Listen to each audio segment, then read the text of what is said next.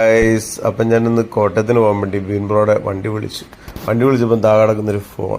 അപ്പം ഞാൻ ചോദിച്ചു, എടീ ഫോൺ ആരുടെയാന്ന് ചോദിച്ചപ്പോഴത്തേക്ക് അവൻ പറഞ്ഞു, ഇപ്പം ചേട്ടായി ഇപ്പോൾ ഒരാൾ വന്ന് പുള്ളിയുടെ ഫോണായിരിക്കും, പുള്ളി മറന്നു വെച്ചിട്ട് വയ്ക്കും. അപ്പം നേരെ അവൻ പറഞ്ഞു, ശരി നമുക്കെന്ന് അവിടെ കൊണ്ട് കൊടുക്കാമെന്ന് പറഞ്ഞ് പുള്ളിയുടെ കോള് വന്നപ്പം ഹോട്ടൽ ഐഡയിലാണ് പുള്ളി നിൽക്കുന്നത്. നമ്മൾ നേരെ കോട്ടയത്തെ ഹോട്ടൽ ഐഡയിലോട്ട് പോവുകയാണ്. അപ്പോൾ നമ്മൾ പറയുന്നതെന്ന് പറഞ്ഞു കഴിഞ്ഞാൽ, നമുക്ക് ഇപ്പോൾ ഫോൺ കിട്ടിയാൽ തിരിച്ച് കൊടുക്കുന്നതായിരിക്കും ഏറ്റവും ബെറ്റർ. നമ്മളത് സിം ഊരി വെച്ചിട്ടോ അല്ലെങ്കിൽ അതെടുത്ത് വിൽക്കാനൊക്കെ ശ്രമിച്ചു കഴിഞ്ഞാൽ ഒരുപാട് പാവങ്ങളും കിട്ടുന്നു. ചിലപ്പം അയാൾക്ക് ഒരുപാട് എമർജൻസി ആയിട്ടുള്ള കാര്യങ്ങൾ ആ ഫോണിനുള്ളിൽ കാണും. അപ്പം അതൊക്കെ വെച്ച് നോക്കുമ്പോൾ നമ്മൾ ആരും ഇങ്ങനെയുള്ള കാര്യങ്ങളൊക്കെ മാക്സിമം ഫോൺ കയ്യിൽ കിട്ടും, അല്ലെങ്കിൽ ആരുടെയും ഫോൺ കടന്ന് കിട്ടുവാണെങ്കിൽ അത് നമ്മൾ തിരിച്ചു കൊടുക്കുക. അവർക്ക് ചിലപ്പോൾ ഒരുപാട് വേണ്ടപ്പെട്ട ഒരുപാട് കാര്യങ്ങൾ ആ ഫോണിനുള്ളിൽ കാണും.